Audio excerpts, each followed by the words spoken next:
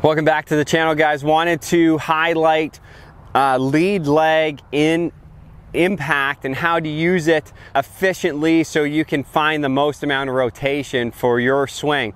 I've had a couple players recently that have come in, and as they get close to impact, they're having a tough time getting through the shot, okay? So we want to be able to pivot freely through the shot. If I get to a spot where I'm out of position, or the club's out of position, or my range in my lead leg isn't going to allow me to keep rotating, it's going to be tough to support sort of the club in that transition and post impact. So that you'd start to see a little bit more active with the hands. You might see the shoulder position change. You might see the hips stop. All those three things that seem to be pretty common for golfers. So using the lead leg as our focus here. So we got two options. If I start with my foot more open, obviously that will give me a chance to rotate better through the shot. Making sure you got the right matchup for that. So I think the best way to do it is start square, then open the foot. If I start with it open, you can see visually how open it makes me look, but that's just because I've moved my toe, right? So you know, making sure you start square, then open it. You could go off the heel line. That's another solution for that. So you can start square, open the foot. So that would be step one. So then from there, I'd feel pretty comfortable getting to the finish. Another way to do it is paying attention to how this lead knee moves. So I taught a player the other day, the foot looked like this. They'd get up to the top. As they'd start down, the lead knee would stay pinched in. That would make them run out of room a little quicker. So with that player, what we wanted to do was get the lead knee back in position a little bit earlier, okay? So that's sort of step number two. The other option is, as I transition, I can actually let my foot start to open, so I could go off my toe, spin my foot open. That would allow me to rotate. Obviously, that's going to create a little more timing involved. You're going to have to work on that footwork, but another good solution.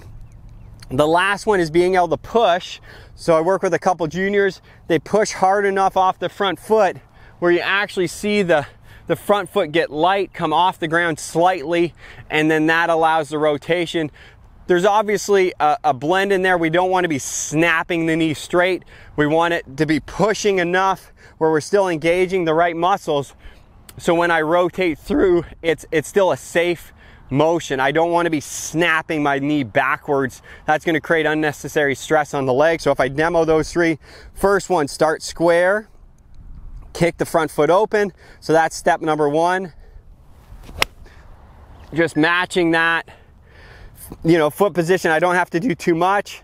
Step two is the same foot position, getting the knee in place as early as I can.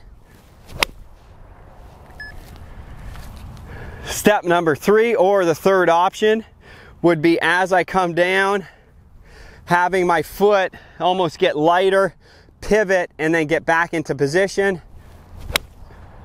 So you can see my foot really spin on that one. That gives me a ton of rotation through. And then the fourth one would be allowing myself to get light enough to push off that leg, and then from there it will open up because there's no pressure on that foot after I go post impact. So I didn't quite get vertical, but I definitely got light, and it spun the foot open.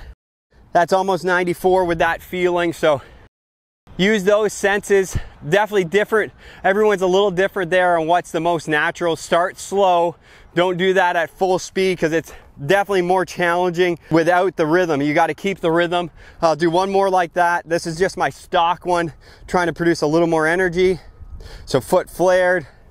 I do a blend of both. Foot flared, knee motion, and then try to get a good push, and whatever happens, happens. That's just like a full 9-iron there. That's 94.5. You know, good speed. I hit that one up in the air a little bit. Just curious to see. So that ended up going 177 carry, which is obviously ample for 9. And that was just doing a blend of those two, making sure I got the push. But the main thing is making sure that lead side's in a position where you can keep adding energy through the impact zone and helping you produce the most amount of energy that you can repeat over and over and over. So give those a try. Fun to experiment with that and then try to find the right fit for you. Again, if you need more help to figure out what's the best for your swing, check the description below. I've been helping players all over, really loving that process. So if you need any more help, make sure you check the description. You can learn how to get in contact with me. Hope this helps you play a little bit better golf. Thanks for watching.